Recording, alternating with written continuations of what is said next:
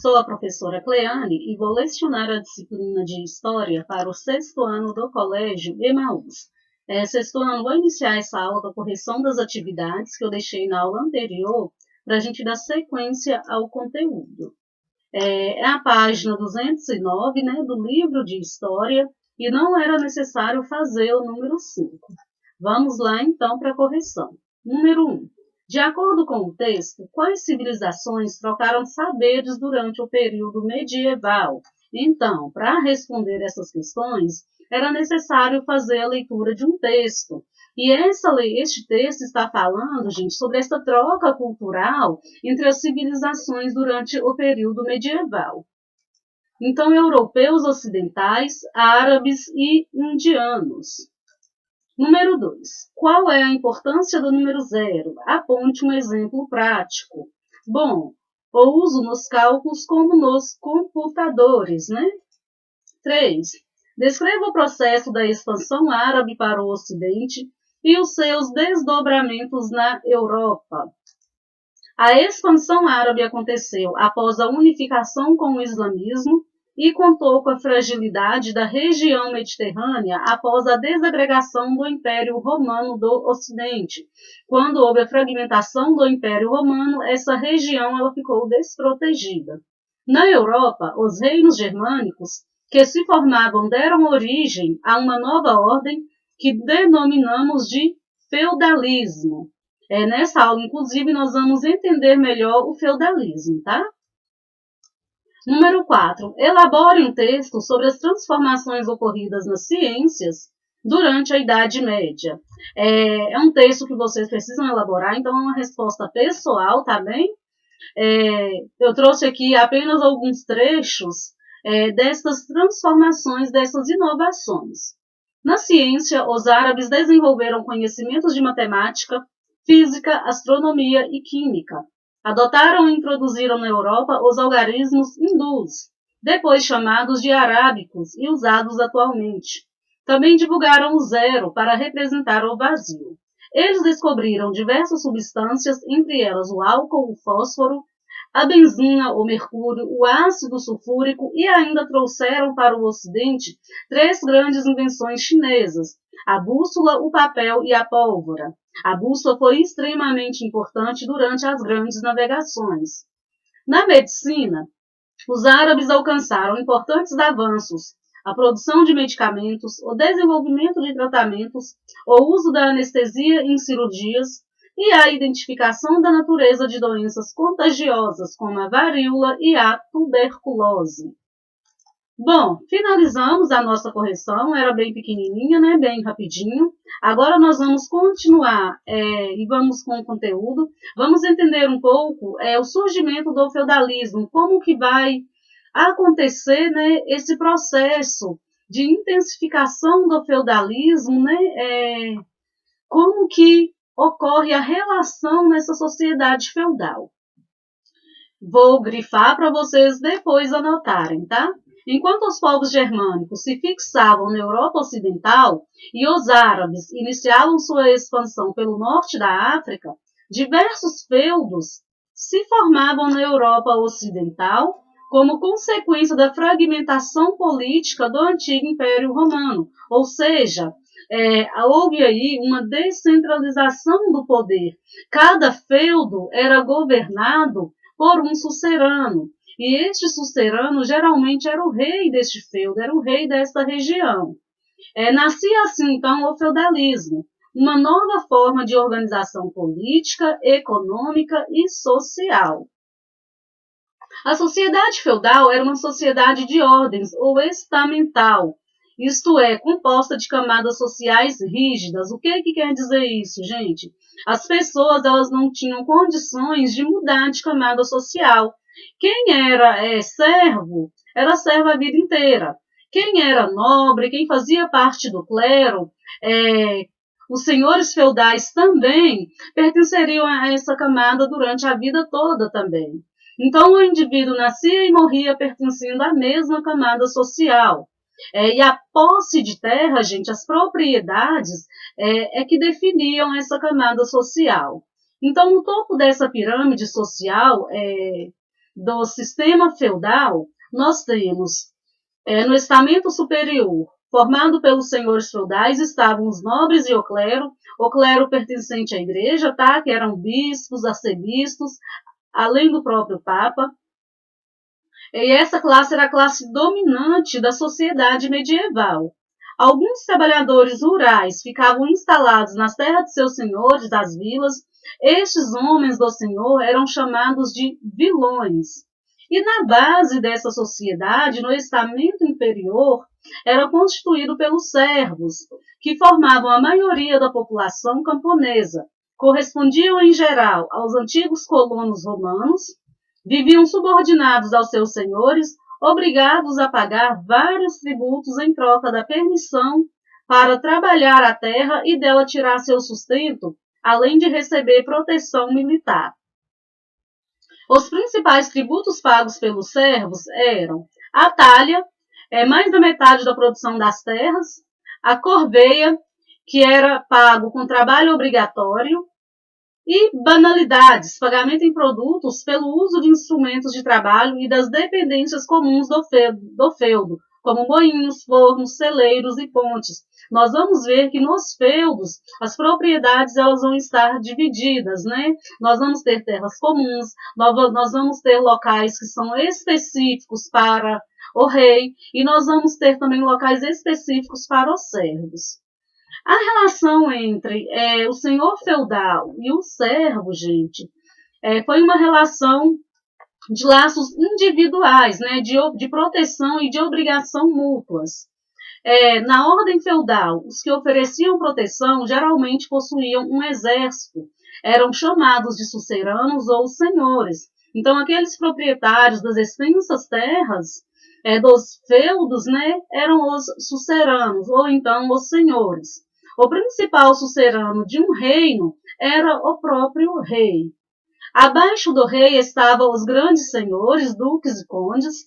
Abaixo destes estavam os senhores com feudos menores. E mais abaixo os cavaleiros, né? Que eram extremamente importantes, eram nobres, que serviam para fazer a proteção do feudo.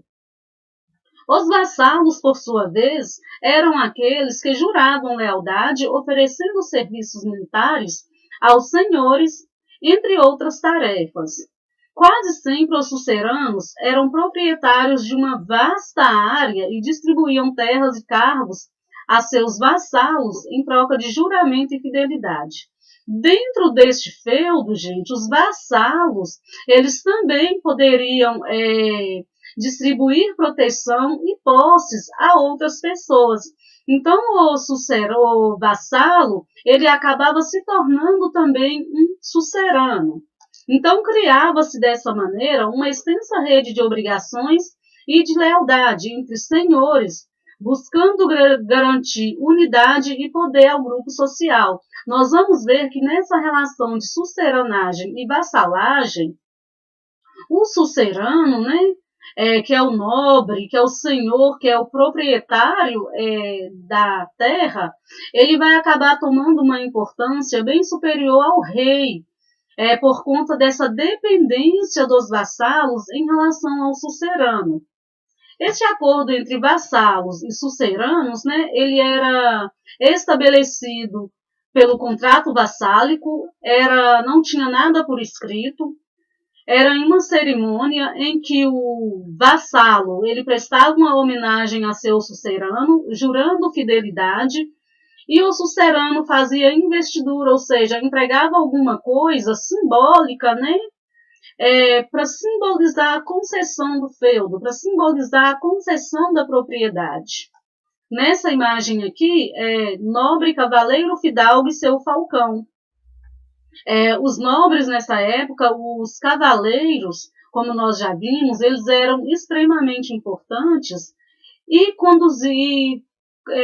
davam também ao sucerano uma grande importância.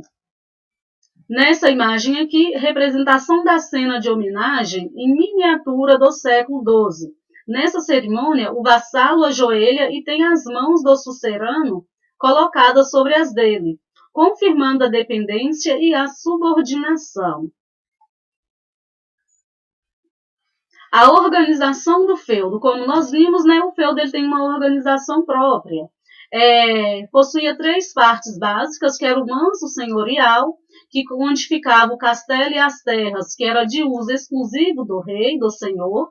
O manso servil, composto de vários lotes. Este manso servil era entregue aos servos, né, para os servos cuidar, produzir e fazer suas moradias. E tinha o manso comunal. O manso comunal ele era de uso do senhor e também dos servos. A economia do mundo feudal, dos feudos, ela era baseada nas atividades agrícolas que eram realizadas pelos servos. Uma série de inovações foram desenvolvidas durante a Idade Média nessas propriedades, como a rotação de cultura, ou seja, adotar o cultivo ou plantio de produtos alternados para não esgotar os nutrientes do solo. Os moinhos, que eram movidos com a força do vento ou com a força da água, enxadas e arados, e também a força animal, para fazer o arado do solo também, né, para ajudar na lavoura. Nessa imagem aqui, nós temos camponeses franceses no trabalho em uma propriedade feudal. Motriz, gente, força motriz é uma força que movimenta e que produz movimento. Canga, peça de madeira usada para unir os bois ao carro ou arado. Observem aqui a canga, inclusive para fazer a limpeza da terra, né, a limpeza do solo. O feudo ele era defendido, então, por um exército formado pelos cavaleiros nobres, né, como já foi dito. Em caso de necessidade de reforço, os servos também eram convocados. Esses guerreiros formavam a cavalaria, e essa cavalaria, como nós já vimos, gente, muitas vezes o senhor feudal ele se tornava mais poderoso que o próprio rei. Vocês vão estudar durante a Idade Moderna que o rei ele vai tentar retomar o seu poderio com a criação, com uma centralização do poder. Mas daí também vai surgir uma nova classe, né, a classe burguesa, que são os comerciantes, e que vão apoiar os reis. E também os senhores feudais vão necessitar da proteção do rei. A consolidação do feudalismo. Durante toda a Idade Média, a Europa Central foi invadida tanto por migrantes pacíficos quanto por guerreiros conquistadores. Entre os séculos 8 e 10, uma nova onda de invasões varreu o continente. Essas invasões contribuíram para enfraquecer ainda mais o poder do rei e fortalecer o senhor feudal, né? Lembrando que a relação de troca mútua entre o sucerano e o vassalo é em relação também à proteção. Então, o sucerano ele tinha que garantir a proteção do vassalo. E essa proteção ela era garantida com a cavalaria, né, que eram guerreiros que faziam a proteção do feudo. E aí os vassalos se tornavam mais dependentes ainda do sucerano. Então vai consolidar-se assim, gente, a ordem feudal em toda a Europa, né, em toda essa Europa ocidental, onde tinha o Império Romano do Ocidente. Neste mapa aqui está trazendo para a gente as novas invasões na Europa nos séculos 8 a 10. Percebam aqui pela legenda quais foram os ataques que essa parte da Europa sofreu, as rotas das principais invasões húngaras, né? Invasões húngaras e a fronteira da cristandade do início das invasões. Os sarracenos, então, os muçulmanos do norte da África, chamados sarracenos, efetuaram diversos ataques no litoral sul da Europa desde o século VIII e avançaram sobre a Península Ibérica e Itálica. Lembra que nós vimos que com a difusão do islamismo, várias regiões foram invadidas por muçulmanos? Então, é neste momento aqui que a Europa ela é invadida pelo islamismo. Húngaros, com seus guerreiros a cavalo, os húngaros ou magiares, vindos do leste europeu, da planície húngara, saquearam a região que hoje vai da Itália à Alemanha. foram derrotados e cristianizados somente no final do século X. Os vikings desenvolveram diversas técnicas de navegação, o que permitiu que eles alcançassem locais mais distantes, como a ilha da Groenlândia, né, e também a América do Norte. Os vikings normandos provenientes da Escandinávia fixaram-se no norte do continente, nas atuais Rússia, Irlanda e no atual Reino Unido. Suas investidas eram muito rápidas, vinham em barcos pequenos e velozes pelos rios e pelo litoral, atacavam e saqueavam. Quase todas as regiões da Europa sofreram com as novas invasões nos séculos 8 a 10. Observem aqui neste mapa essas rotas de invasões e quais regiões foram invadidas, né, neste período do século 8 ao século 10. Aqui abaixo nós temos, né, capacete viking de ferro, datado do século 9, encontrado na região da Escandinávia, e face de moeda de prata com a imagem de uma embarcação viking, Viking Drakkar, cunhada em Hedeby, na atual Dinamarca, no século X. Bom, sexto ano, eu vou finalizar por aqui a nossa aula.